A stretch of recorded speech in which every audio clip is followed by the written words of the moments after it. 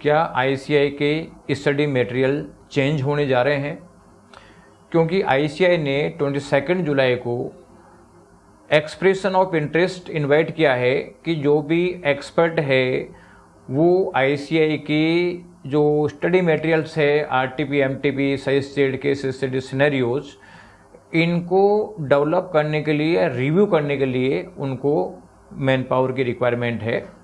तो स्टूडेंट्स में ये कन्फ्यूजन आ गया कि क्या आईसीएआई स्टडी मटेरियल चेंज करने जा रहा है। अभी हम जो स्टडी कर रहे हैं वो एग्जिस्टिंग स्टडी मटेरियल से पढ़ें या फिर हम नया स्टडी मटेरियल काम में लें, या आरटीपी एमटीपी सही स्टडी में चेंज आ जाएगा। तो क्या इस चीज़ की सच्चाई है, ये इस वीडियो में बताने वाला हूँ। और साथ में ये भी बताऊँगा कि इस सिचुएशन के बाद में आपको प्रिपरेशन में क्या चेंज करना है जिससे कि आप अच्छे मार्क्स लाने की पोजीशन में आ जाओ। तो इस वीडियो को आप पूरा देखें, अपने दोस्तों को शेयर करें, साथ ही वीएसआई का यूट्यूब चैनल सब्सक्राइब करके बेल आइकन दबा के रखें जिससे इंपॉर्टेंट नोटिफिकेशन आपको मिलते रहे, और साथ ही कमेंट जरूर करें। तो अपन स्टार्ट करते हैं कि आईसीएआई का एक न्यू अनाउंसमेंट आया है 22 जुलाई को।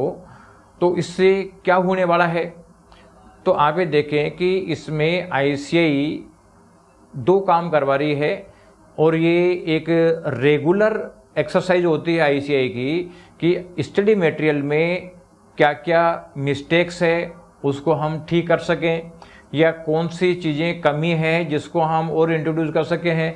जैसे बहुत सारी कुछ कंसेप्ट ऐसी है जिसमें आईसीएआई के कोई क्वेश्चंस अवेलेबल नहीं है, तो आईसीएआई उसमें ये भी करा सकता है कि भाई इसके लिए कुछ क्वेश्चंस है तो वो दे सकते हो। केस स्टडी सिनेरियोज जिसमें एमसीक्यू बेस्ड क्वेश्चन आते हैं वो भी आईसीएआई को काफ़ी बनवाने पड़ते हैं।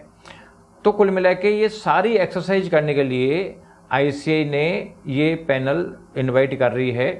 लेकिन इस पैनल का इफेक्ट ये आएगा कि आईसीएआई का स्टडी मटेरियल पहले के बजाय ज़्यादा अच्छा होगा, जो मिस्टेक्स है वो ठीक होगी, और आपको एक सोफिस्टिकेटेड वर्जन यानी आपको पढ़ने को मिलेगा। और ये आप लोगों के लिए बहुत अच्छा होगा क्योंकि अभी से तो अच्छा होने की पॉसिबिलिटी है।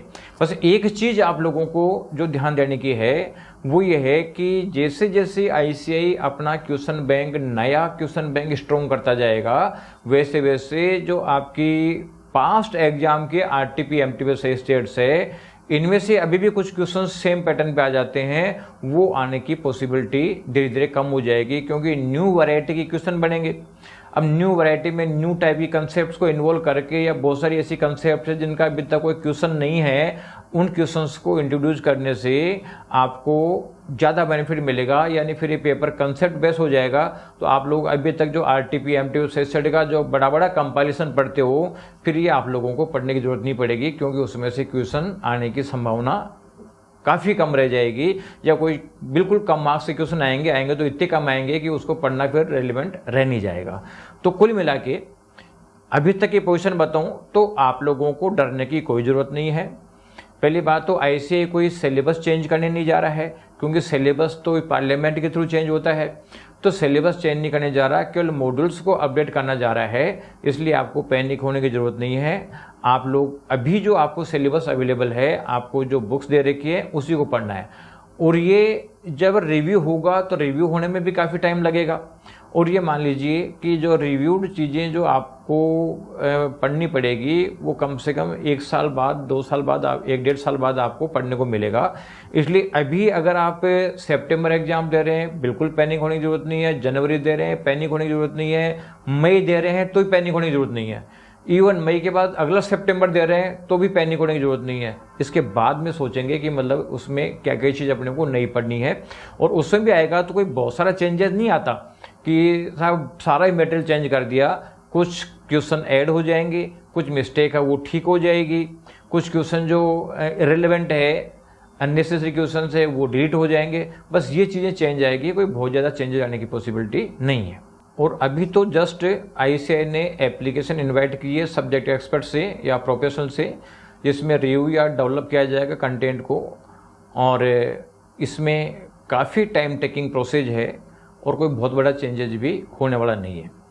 लेकिन अगर कोई चेंजेस होता है तो आईसीएआई आपको एडवांस पे इन्फॉर्म करेगी, एक रीजनेबल टाइम देगी अप्लाई करने के लिए, यानी आपको सफिशिएंट टाइम मिलेगा पढ़ने के लिए चेंजिंग को, इसलिए कोई दिक्कत नहीं है। और आपको ये भी वेट करने की जरूरत नहीं है, जैसे मान लो सीए फाइनल के स्टूडेंट है, उसका 2 साल बाद 3 साल बाद एग्जाम है, तो वो सोचेगी यार मैं तो इतने दिन पढ़ाई नहीं करता हूँ, जब नया मैटर आएगा जब पढ़ूंगा। तो इस गलतफहमी में भी नहीं रहे, क्योंकि कोई इतना बड़ा चेंज भी नहीं होने वाला। इसलिए आप लोग अपनी स्टडी कंटिन्यू करो, कोई थोड़ा चेंज आएगा, कुछ चीज़ें ऐड होगी तो वो एडिशन चीज़ें और पढ़ लेना, या हो सकता है कोई कंसेप्ट में थोड़ा बहुत चेंज आए तो चेंज देख लेना। लेकिन पूरा सिलेबस पोस्टपोन करने की आपको ज़रूरत नहीं है। आप जो आपको जो अवेलेबल स्टडी मटेरियल है आपके पास अभी, उससे आप चीज़ें पढ़ो, क्योंकि ये चेंज होगा तो काफ़ी लेट होगा, और लेट होगा जो चेंज होगा उसका अमेंडमेंट आप पढ़ सकते हो। इसलिए डोंट बिलीव फेक न्यूज़ और र्यूमर्स, क्योंकि बहुत सारे लोग ये कन्फ्यूजन पैदा कर देते हैं कि साहब चेंज होने वाला है, क्या मालूम क्या होगा क्या नहीं होगा, एक सनसनी फैला देते हैं। और जो स्टूडेंट है जो लेटेस्ट एग्जाम्स की प्रिपरेशन कर रहे हैं और उनको टेंशन हो जाती है, तो आप लोगों को बिल्कुल भी डरने की जरूरत नहीं है। और फिलहाल आपको ये मान लो आने वाले 3-4 एग्जामों के लिए तो सोचने की जरूरत नहीं है, इसलिए उनको तो कोई रिवाइज चीज़ें में देखने की जरूरत नहीं पड़ेगी, या कोई चेंज मटेरियल एडिशनल मटेरियल देखने की जरूरत नहीं पड़ेगी, वो तो एग्जिस्टिंग से पढ़ेंगे।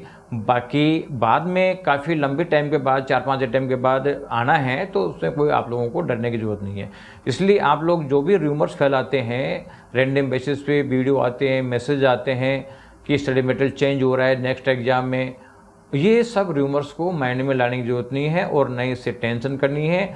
आप शांति बनाए रखें, कन्फ्यूजन से दूर रहें, और आप अभी जो स्टडी मटेरियल आपको मिला हुआ है इसी मटेरियल की बेटर तरीके से स्टडी करें, कोशिश करें कि 3-4 बार आप स्टडी करने के पोजीशन में आ जाओ। तो कुल मिला कि ये जो प्रेजेंट प्रोसेस है, ये स्टडी मटेरियल को डेप्थ लेवल पे ले जाने की, कंप्लीट करने की, और उसको कंप्लीट करने की एक तरीके से भाई एक्सपर्ट इसका रिव्यू कर ले, ये एक प्रोसेस है। तो अभी तो आप अपने स्टडी मटेरियल को जस्ट फॉलो करो और उसी को आप बार बार रिवाइज करने की सोचो। और अब आप लोगों के मॉक टेस्ट भी स्टार्ट हो गए हैं आईसीएआई की तरफ से, तो आप रियल एग्ज़ाम सिचुएशन में आप ये मॉक टेस्ट दें, जिससे कि आप लोगों को मॉक टेस्ट का एक बेनिफिट मिलेगा। यानी इसको आप मेन एग्ज़ाम की तरह समझें, और जैसे 2 से 5 एग्ज़ाम होती है उस तरीके से 2 से 5 ही एग्ज़ाम दें, फुल पेपर लिखने की कोशिश करें। इसके बाद जो इसकी आंसर की आती है उससे मैच करके और ये आइडेंटिफाई करें कि क्या मिस्टेक हुई है, और उन मिस्टेक्स को आप दूर करेंगे तो आप लोगों में कॉन्फिडेंस ऑटोमेटिक बिल्टअप हो जाएगा। सीए फाउंडेशन के मॉक टेस्ट भी आपके 11 अगस्त से होने वाले हैं, इसलिए आप सिलेबस को ढंग से तैयार करके और सीए फाउंडेशन के भी आप मॉक टेस्ट दें। And at last, stay focus and don't get distracted. जितने भी आपके डिस्ट्रैक्शंस हैं सबको इग्नोर कर दें, आप आईसीएआई के स्टडी मटेरियल को फॉलो करें, और अपने जो एग्जिस्टिंग प्लान आपने बना रखे हैं इस पे आप स्टिक रहें। ये जो र्यूमर्स है ये आप लोगों को हार्म पहुंचा सकती है, बस अगर आप लोगों ने इन पे ध्यान दिया और उनके हिसाब से वर्किंग करने लगे तो आप इन र्यूमर से दूर रहें। आईसीएआई की ऑफिशियल अपडेट का वेट करें, जो कि आपकी आईसीएआई की वेबसाइट पे अवेलेबल हो जाएगा। लेकिन इसके लिए अभी आपको टाइम लगेगा, तो आने वाली 4 एग्जामों के लिए तो आपको टेंशन करने की जरूरत बिल्कुल